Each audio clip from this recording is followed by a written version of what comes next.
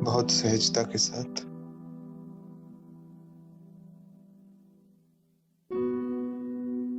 आ जाएंगे अपने लाइट के आकार में, आकारी फरिश्ता स्वरूप में, सम्मुख बाप दादा से, सम्मुख मुरलीधर से 13 अप्रैल 2023 के साकार महावाक्य सार रूप में सुनेंगे।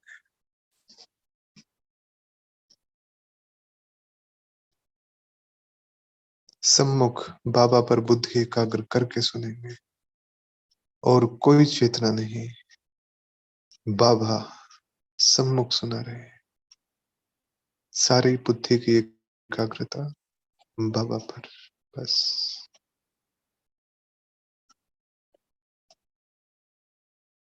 तो ज्ञान रत्नों की लेन देन हम ब्राह्मणों की सबसे न्यारी है।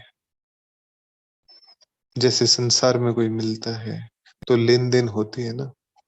जब एक ब्राह्मण दूसरे ब्राह्मण से मिले तो क्या देगा? रत्न बंटते हैं, रत्न लुटाए जाते हैं और रत्न ही बरसते हैं। ज्ञान रत्न, अविनाशी ज्ञान रत्न, जिनका विनाश नहीं होता, जो आत्मा के साथ चलते हैं, जो विकट परिस्थितियों में आत्मा के लिए कवच का काम करते हैं। तो उन ज्ञान रत्नों का लेन देन जब एक श्रेष्ठ ब्राह्मण दूसरे श्रेष्ठ ब्राह्मण से मिले तो ये सौगात हम एक दूसरे को देते हैं। तो अविनाशी ज्ञान रत्नों की लेन देन ये जैसे कि हम एक दो की पालना करते हैं। संसार की तो पालना करते ही हैं, लेकिन परिवार है ना, तो एक दो की पालना भी करते हैं, ज्ञान रत्नों से करते हैं। तो जैसे एक दो की पालना करते हैं, ऐसे ही ज्ञान रत्नों का दान भी हमें करते रहना है। तो अपार खुशी में नाचते रहेंगे, अपार खुशी रहेगी। किसी को सदगति का रास्ता बताया, कितनी खुशी की बात है। तो विचार सागर मंथन से गहराई में उतर के हर चीज को यथार्थ रीति जैसा बाबा बताना चाहता है, जैसा बाबा ने रचा है, ऐसा ही उसको समझ के और फिर दूसरों को समझाना है। लेकिन समझाने से पहले स्वयं से बातें करनी है, खुद से चिंतन करना है। कितना सुंदर समय है, कैसी पावन घड़ियां चल रही है कि निराकार भी बैठा है और निराकार आत्माएं भी सब हड्डियों के ढांचे को छोड़कर बिंदु रूप में अपने गंतव्य परम धाम की तरफ जाने की तैयारी कर रही है। कितना सुंदर समय। इस दुनिया को देखकर जब जब मन में ख्याल आता था ये क्या दुनिया रची भगवान ने, और फिर जब वो मिला तो पता चला कि वो तो नई दुनिया का रचयिता है। ऐसी दुनिया तो वो रचता ही नहीं, ये दुनिया तो रावण ने रची है। और अब इस दुनिया का महापरिवर्तन सामने है, होने ही वाला है।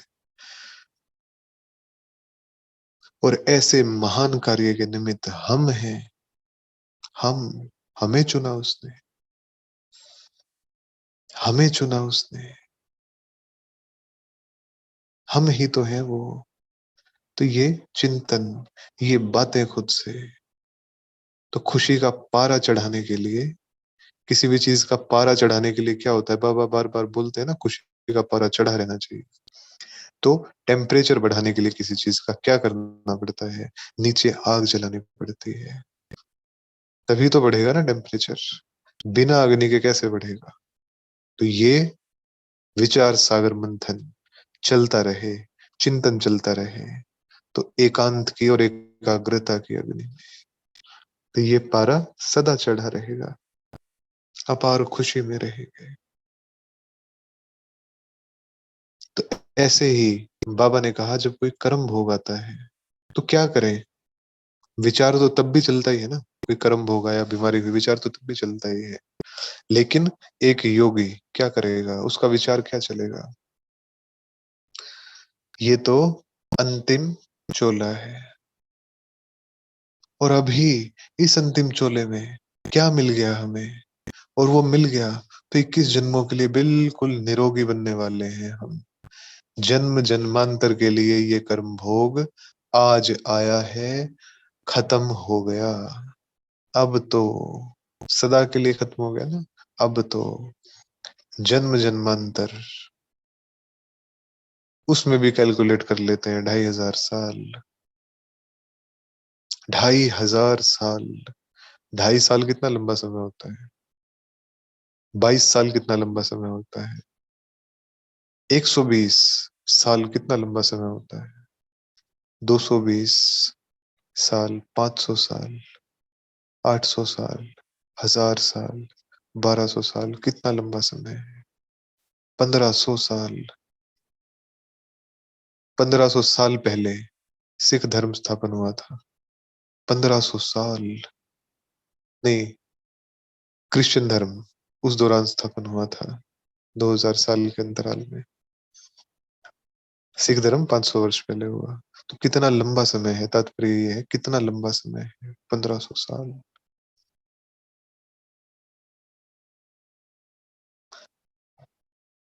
जिस मुस्लिम धर्म को हम आज देखते हैं, वो 1500 साल पहले स्थापन हुआ था। तब आए थे हजरत मोहम्मद, ऊपर से एक धर्म स्थापक उतरा था। 1500 साल हो गए। कितना लंबा समय है। 2000 साल हो गए क्राइस्ट को गए। कितना लंबा समय है। और फिर 2500 साल बीत गए। द्वापर की शुरुआत हुए, भक्ति की शुरुआत हुए। कितना लंबा समय है। और उससे भी पहले चलेंगे तो 3000 साल पहले क्या था? त्रेता युग चल रहा था। वहां कोई मंदिर ही नहीं था। तब भी तब भी चंद्रवंशी राजा रानी राज्य कर रहे थे। कितना लंबा समय है। तुम महसूस करें इसको, समय को महसूस करें।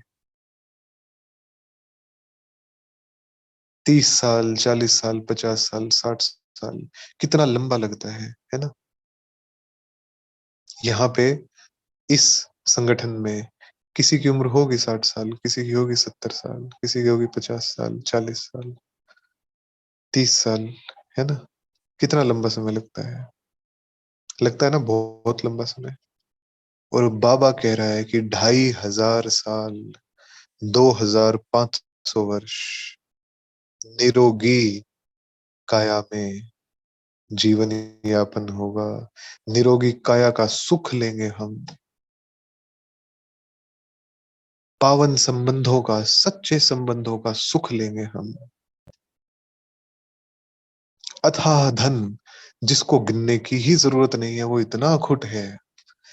धन शब्द ही नहीं है, इतनी भरपूरता है। ऐसे समय में हम 2500 साल तक रहेंगे, जहां विज्ञान अपने संपूर्ण स्वरूप में होगा, जहां विज्ञान विनाश नहीं करेगा, सुख देगा। हमारी रचना है ना, सुख देने के लिए बनी है, तो सुख देगा। तो ऐसी दुनिया में 2500 साल हम रहेंगे। बीमारियां छूट जाएंगी, आफतें हट जाएंगी। होगा ही नहीं कुछ। महसूस कीजिए क्या क्या होगा। कोई संबंधों की टकराव नहीं, कोई संस्कारों का टकराव नहीं, कोई ऊंची आवाज भी नहीं होगी। टकराव तो छोड़ दीजिए, ऊंची आवाज भी नहीं होगी। इतनी समरसता संबंधों में, इतना सुख संबंधों में, एक दो को देख के प्रेम बरसता रहेगा। तन का भी सुख, मन का भी सुख, मन हमेशा आनंदित, खुशी में। और धन का भी सुख होगा ही इतना, सोचना ही नहीं पड़ेगा। वहां सोच ही नहीं होती कि कमाना भी है। इतना होता है, इतनी भरपूरता। और उस भरपूरता के 2500 साल ये देता है बाबा, ऐसा बना देता है बाबा, ये मिलता है हमें। तो जब ऐसे ऐसे गहराई में उतर के विचार करेंगे, महसूस करेंगे, विचार नहीं करना, महसूस करना है। जब महसूस करेंगे तो महसूसता की शक्ति को पहचाने। हमारी महसूसता हमें वो महसूस करा सकती है जिससे हम वर्तमान में वंचित महसूस करते हैं कि ये मिला नहीं, ये हुआ नहीं, है ना, जिसकी चाहना हम रखते हैं। यदि हमारी महसूसता जागृत है, यदि हम अपनी महसूसता की शक्ति को पहचान लें, तो हम हर चीज महसूस कर सकते हैं।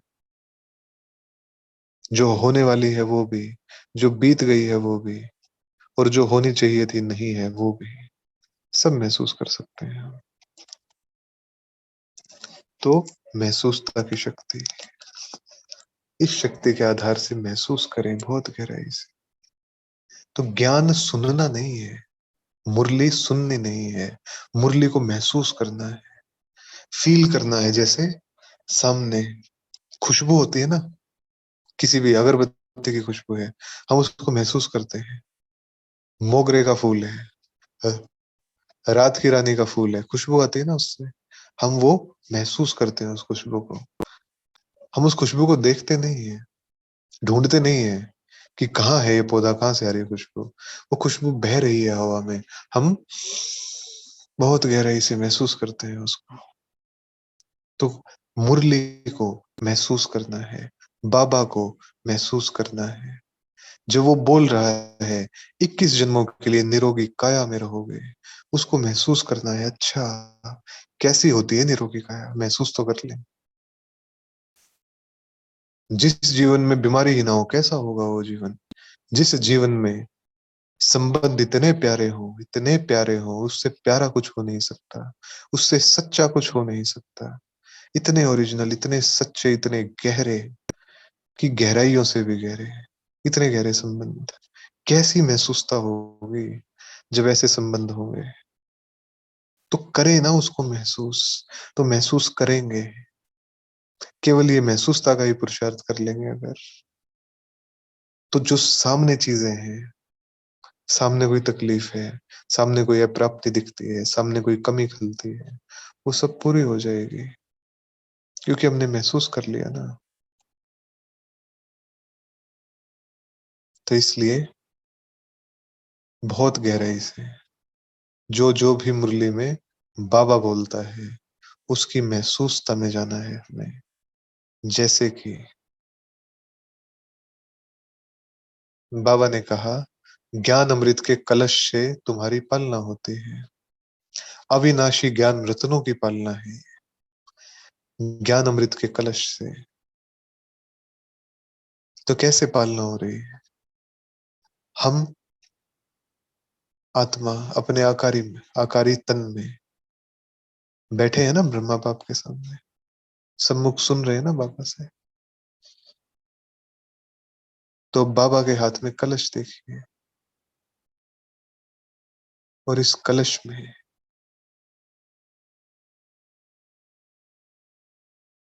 बहुत सुंदर अमृतनुमा सफेद पदार्थ है।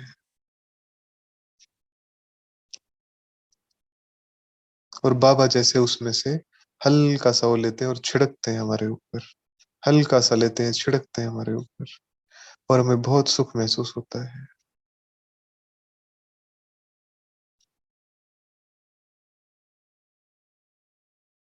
और फिर धीरे धीरे धीरे धीरे एक धार बना के बाबा ने वो सारा अमृत डाल दिया हम पे। सारा सूक्ष्म शरीर और हम आत्मा और हमारा अंतर मन तृप्त हो गया।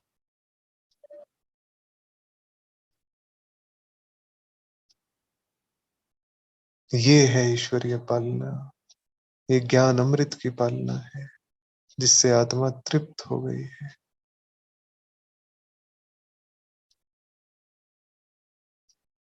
और फिर देखेंगे अपने पीछे गहरा खजाना, ढेर के ढेर लगे हुए हैं, जवाहरातों के, हीरों के।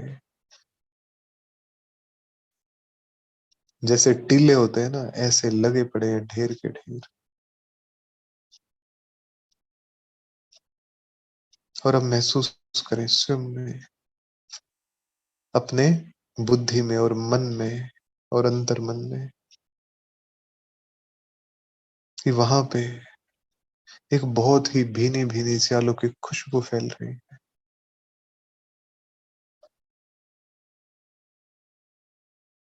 बहुत सुख महसूस हो रहा है, बहुत गहरा सुख, बहुत ऊंचा सुख।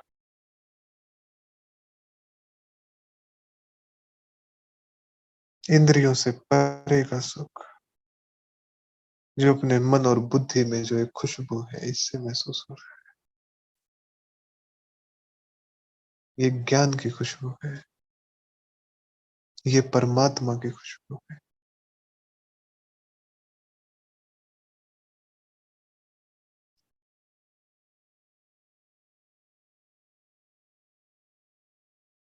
तो भरपूरता,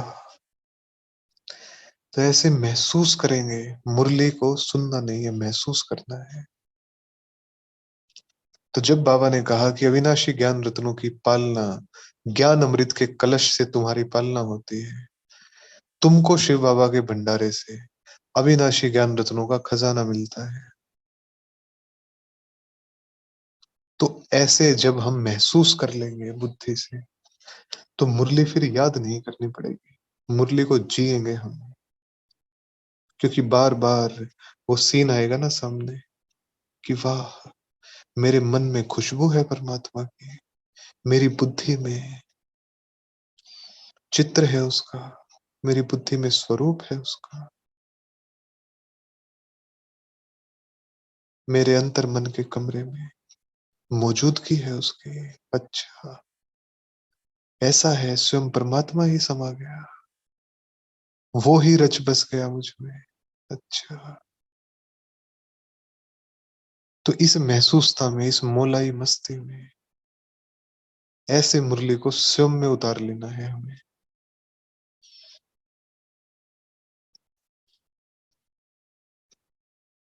तो बाबा ने कहा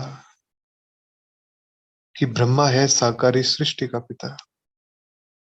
तो गाया भी हुआ है ना, कि ब्रह्मा द्वारा ब्राह्मण कुल की रचना। तो वास्तव में जब हम बोलते हैं कि आदि सनातन देवी देवता धर्म, तो इससे पहले कौन आते हैं? ब्राह्मण आते हैं ना। और ब्राह्मण ही, हम ब्राह्मण ही वो पुरुषार्थ करके फिर देवी देवता बनते हैं। तो वहां धर्म स्थापन नहीं हुआ।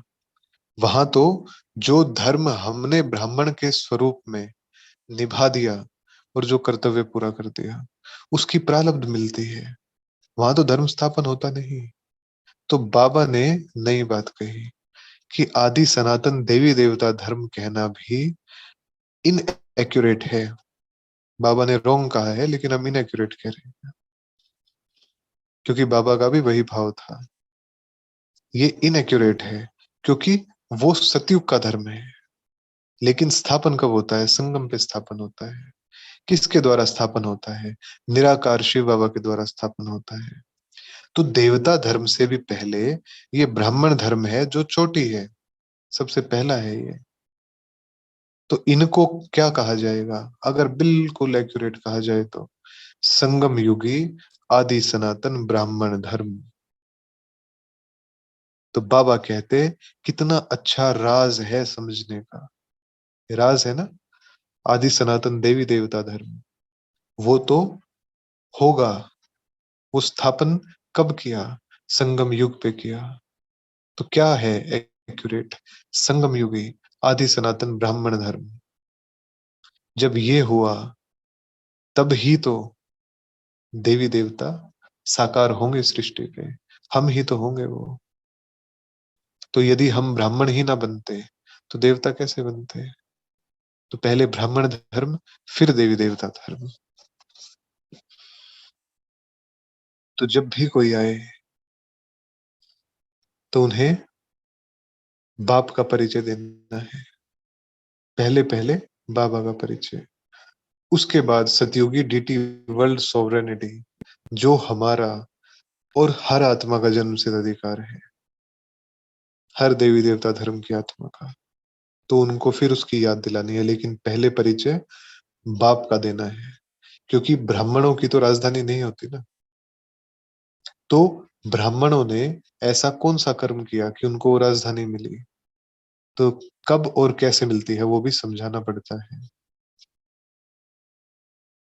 तो जो त्रिमूर्ति का चित्र है, बाबा ने कहा इसमें लिखा हुआ है कि स्वर्ग स्वर्ग की बादशाही जन्म सिद्ध अधिकार है। तो अगर अब भी, वैसे तो नहीं होनी चाहिए, लेकिन अब भी यदि किसी आत्मा साथी के मन में हो कि बाबा को याद करना है और सतयुग से हमें कोई लेना देना नहीं, नई दुनिया का हमें कोई लालच नहीं है, तो लालच की बात तो बिल्कुल ठीक है। लेकिन यदि किसी के मन में हो कि वहां नहीं, अब बाप है, तो बाबा कहते हैं स्वर्ग की बादशाही तो जन्म सिद्ध अधिकार है।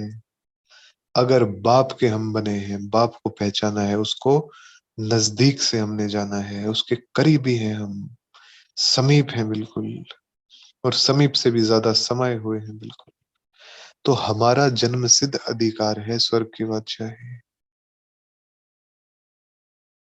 हम कैसे ना स्वीकार करें अपने अधिकार को?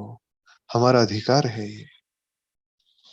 हमें बाबा ने ये अधिकार दिया है कि बच्चे, गद्दी तो तुम्हारी ही है, वर्तमान में सेवा की गद्दी तुम्हारी है, तुमसे पहले कोई गलेगा नहीं, हड्डी हड्डी भी गलेगी तुम्हारी, हड्डी हड्डी अर्पित करनी है, संकल्प संकल्प अर्पित करना है। जब जल पीते हैं तो हर घूंट अर्पित करना है इस विश्व को। तो ये सेवा की गद्दी भी तुम्हारी।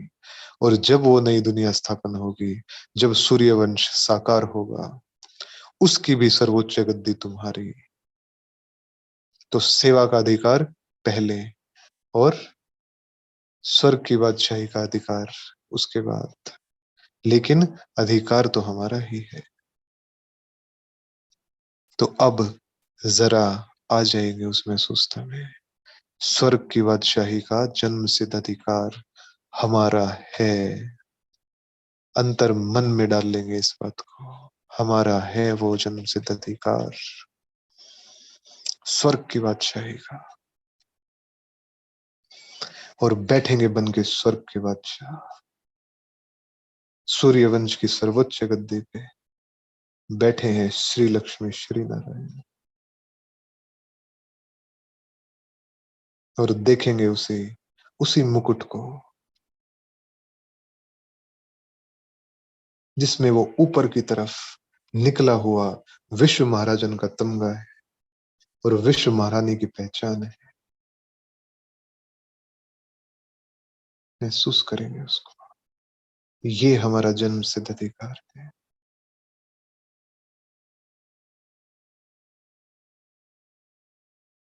ऐसा बनाता है बाबा हमें। तो बाबा कहते हैं कि ये लिखना पड़े, यह बोर्ड बनवा कर हर एक अपने घर में लगा दे कि स्वर्ग की बादशाही हमारा जन्म सिद्ध अधिकार है। जैसे गवर्नमेंट के ऑफिसर्स के बोर्ड होते हैं ना, कोई के पास मेडल्स होते हैं, तो सब अपनी अपनी निशानी रखते हैं घरों में। तो बाबा ने कहा तुम्हारी भी निशानी होनी चाहिए। बाबा डायरेक्शन देते हैं, अमल में लाना बच्चों का काम है। तो ये मुख्य चीज है। कोई डॉक्टर है, बैरिस्टर है, सबके घर में बोर्ड लगे हुए होते हैं ना, तो तुम्हारा भी बोर्ड लगा हुआ हो कि आकर समझो, शिव बाबा द्वारा, शिव बाबा ब्रह्मा द्वारा स्वर्ग की बादशाही कैसे देते हैं। तुम मनुष्य वंडर खाएंगे, समझने की उत्सुकता पैदा होगी, फ्लैट के बाहर भी लगा सकते हो। तो बाबा ने कहा कि जिसका जो धंधा होता है वो बोर्ड लगाता है ना, अपनी एडवर्टाइजिंग करता है, तो हमारा तो धंधा ही ये है, हमारा तो धंधा भी ये है। तो 84 जन्म का पाठ पूरा हुआ। अब फिर से नई दुनिया स्वर्ग में आकर वर्षा लेंगे, ये याद रहना चाहिए। वर्षा, जब बाप से प्यार है तो स्वतः ही वर्षा ध्यान में आएगा, क्योंकि बाप आता ही वो देने है ना। कर्तव्य ही उसका है नई दुनिया स्थापन करके हमें मालिक बनाना। आता ही वो इसलिए है ना। तो बाबा ने कहा ऐसे ऐसे, ऐसे ऐसे अपने से बातें करते रहना चाहिए। हम स्वर्ग के बादशाह, हमारा अधिकार, हम है वो बादशाह। तो इसकी भी महसूसता, सुनना नहीं है, महसूस करना है। महसूस करना है, अपनी राजाई को महसूस करना है।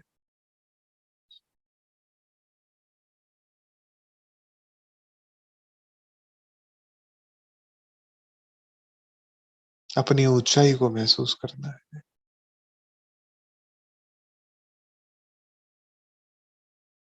और अपने कर्तव्य को महसूस करना है।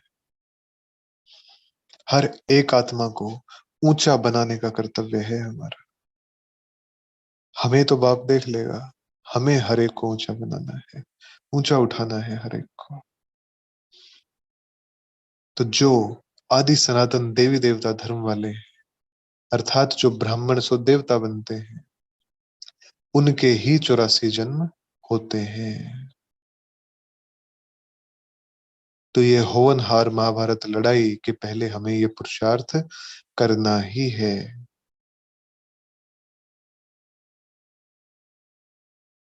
दैवी स्वराज्य ईश्वरीय जन्म सिद्ध अधिकार। तो दैवी स्वराज्य जो आएगा, देवताओं का स्वराज्य जो संगम से प्राप्त हुआ है, वो जन्म सिद्ध अधिकार है। ये शिव बाबा और ये प्रजापिता ब्रह्मा, इन द्वारा वर्षा मिलता है हमें। स्वर्ग में महाराजा महारानी बनते हैं, स्वर्ग में महाराजा महारानी बनते हैं। शिवालय में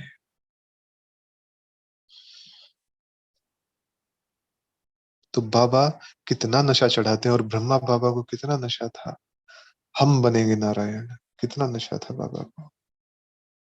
और उससे पहले था हम बनेंगे श्री कृष्ण।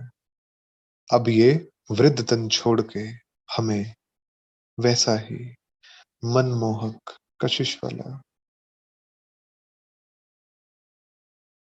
कंचन ऐसा बाल रूप मिलेगा, ऐसे छोटे बच्चे के शरीर में हम जाएंगे। तो बाबा अकेले में श्री कृष्ण की तरह घुटनों के बल चलते थे अपनी कुटिया में, कमरे में भी चलते थे कई बार अकेले में। वो चल के क्या करते थे, चल के वो क्या मिलता होगा उनको ऐसे चल के।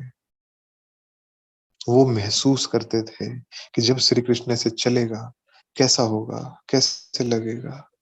तो वैसा ही हूबहू छोटा बच्चा बन के, और वो भी सतयुग का पहला प्रिंस, वैसा बन के, और वो चलते थे, उस फीलिंग में आते थे, उस फीलिंग को लाते थे अपने अंदर।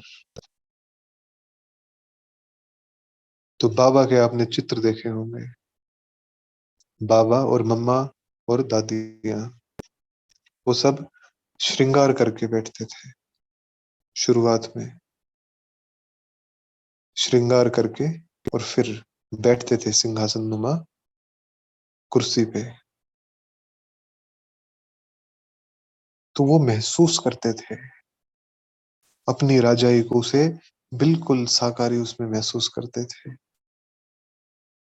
लेकिन हम थोड़ा सा नहीं कर पाते वो चीज, तो इसीलिए थोड़ी सी हमें संशय रह जाता है कि पता नहीं बनेंगे या नहीं बनेंगे। हम महसूस करेंगे उसको, महसूस करेंगे तो बिल्कुल स्पष्ट दिखाई देगा। क्या दिखेगा, अपनी राजधानी दिखेगी, अपना सिंहासन दिखेगा। और जब वो दिखेगा तो उसके सामने कुछ नहीं दिखेगा। तो हम स्वर्ग के बादशाह, हम स्वर्ग के बादशाह और महारानी, वो महसूस करेंगे। इससे सुंदर क्या महसूसता है?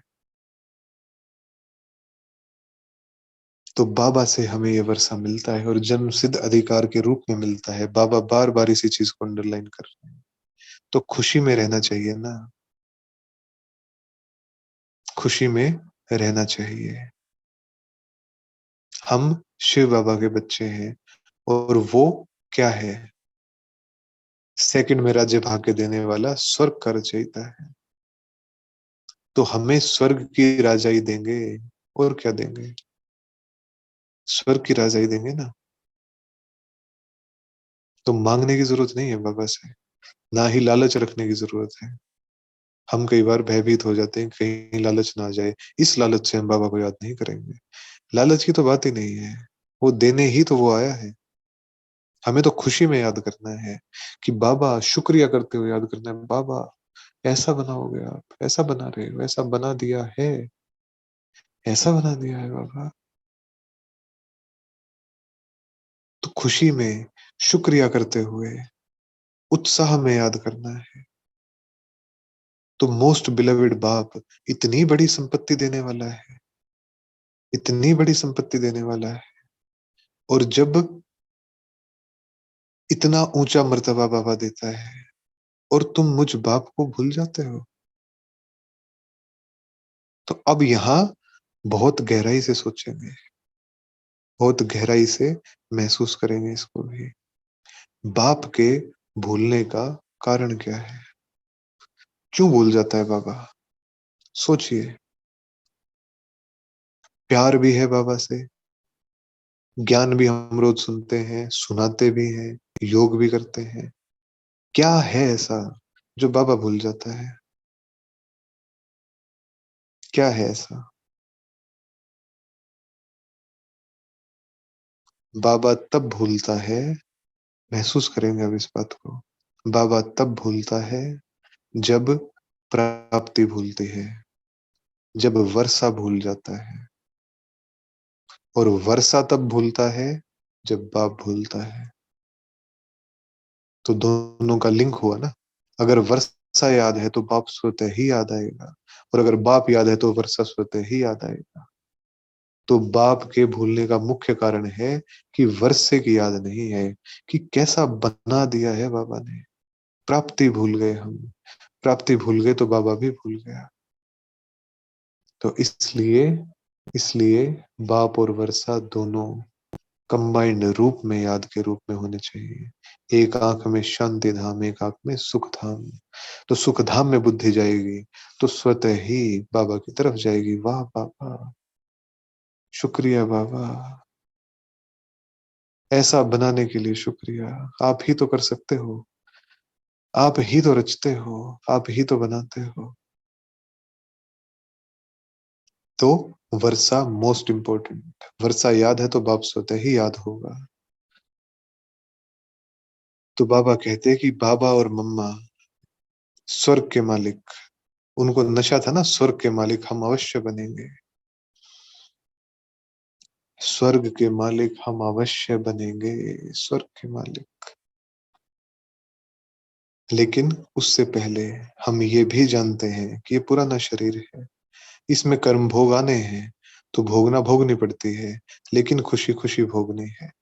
इसके बाद भविष्य 21 जन्म का सुख कितना भारी है, ये कर्म भोग कितना हल्का है, कितना हल्का है। इसके सामने जो सुख खड़ा है वो कितना भारी है, कितना विशाल है वो सुख। उस सुख को महसूस तो करके देखेंगे, कितना भारी सुख है। आत्माओं की चाहना रहती है इस दुनिया में, इस कलयुग की दुनिया में, कि कुछ पल शांति के नसीब हो जाए। और हमें तो 2500 साल शांति ही शांति नसीब होगी, प्रेम ही प्रेम नसीब होगा। सच्ची शांति, सच्चा प्रेम, सच्चा सुख, सच्चे संबंध, सब नसीब होगा 21 जन्मों तक। तो आती है ना उछल अंदर में, अंदर में खुशी की उछल आती है। तो क्या है ये? कुछ भी तो नहीं है। कितना भारी सुख है सामने, उसके सामने क्या है ये कर्म भोग, कुछ भी नहीं है। तो इस तरीके से विचार सागर मंथन करके पॉइंट्स हम बुद्धि में लाएं, चिंतन करें उसका, तो चिंतन करने से खुशी आ जाएगी और वो खुशी जाएगी नहीं फिर। तो बाबा कहते कि साक्षात्कार भी करते हैं, इसमें परोक्ष और अपरोक्ष दोनों हैं। जैसे मम्मा को कोई साक्षात्कार नहीं हुआ, बाबा ने विनाश और स्थापना का साक्षात्कार किया, इनको भविष्य का साक्षात्कार एक्यूरेट हुआ है बाबा को। तो मम्मा को कोई साक्षात्कार नहीं हुआ, मम्मा ने हर चीज का दर्शन बुद्धि से किया, हर चीज का दर्शन बुद्धि से किया। तो हमारी बुद्धि ही इतनी रिफाइन, इतनी श्रेष्ठ, इतनी दिव्य हो कि उसका दर्शन ही जैसे साक्षात्कार हो। बुद्धि दर्शन करे, जैसा चाहे, जब चाहे, जो चाहे, जिस चीज के सत्य स्वरूप का दर्शन चाहे उसका करे। तो दिव्य बुद्धि। तो बाबा आके क्या वंडर करते हैं इस धरती पे, विकारी ग्रस्त धर्म से निर्विकारी ग्रस्त धर्म में हमें ले जाते हैं। ये वंडर है बाबा का। तो